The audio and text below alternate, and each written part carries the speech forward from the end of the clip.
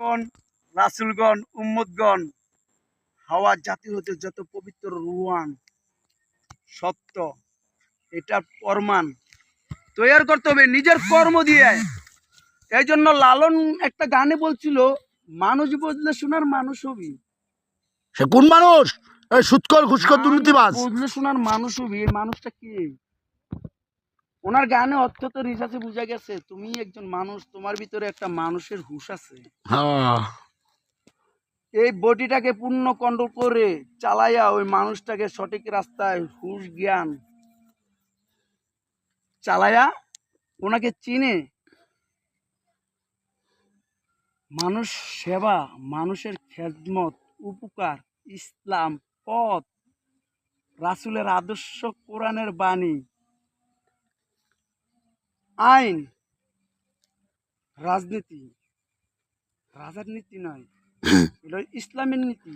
ইসলামের রক্ত শোষণা, রক্ত শোষণা, শান্তি। রক্ত শোষণা। আপনি করেন বিএনপি, করেন আওয়ামী লীগ, করেন নাঙ্গল, করেন জামাতে ইসলাম, করেন জামাত, করেন হাত পাকা, এটা একটাও আমার আল্লাহ দল না। সমস্যা নাই। আপনার রাজনীতির জন্য তো না নাই, রাজনীতি করা তো ভালো। রাজনীতি ইমানের দায়িত্ব।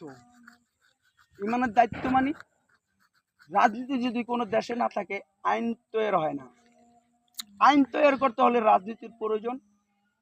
যদি আইনের বিচার যদি প্রতিষ্ঠাতা হয়ে থাকে তাহলে রাজনীতি প্রতিষ্ঠাতা হইতে হবে। আমার রাজনীতি প্রতিষ্ঠাতা না হলে আইনের বিচার পাওয়া যায় না।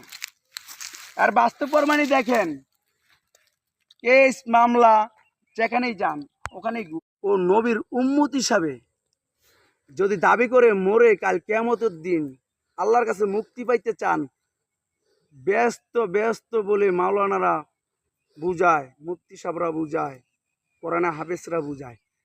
আচ্ছা, কথায় কথা আসে, আমরা কথায় কথায় থিওরিটি চলে আসে। দেখে তোমার নাম কি, ফলে পরিচয়? আচ্ছা, আপনি দেখেন মাওলানারা, মুফতি সাহেবরা,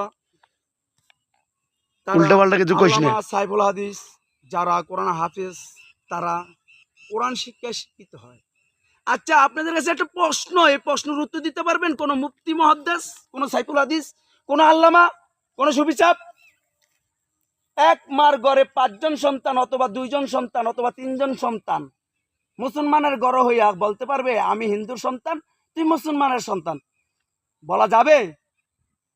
যদি না যায় তাহলে একজন আলেম আরেকজন আলেমকে একই কোরআনের শিক্ষায় শিক্ষিত হইয়া আলেম পরিচয় দিয়া উনি কেন ওয়াহাবি বলে এই আলেমকে?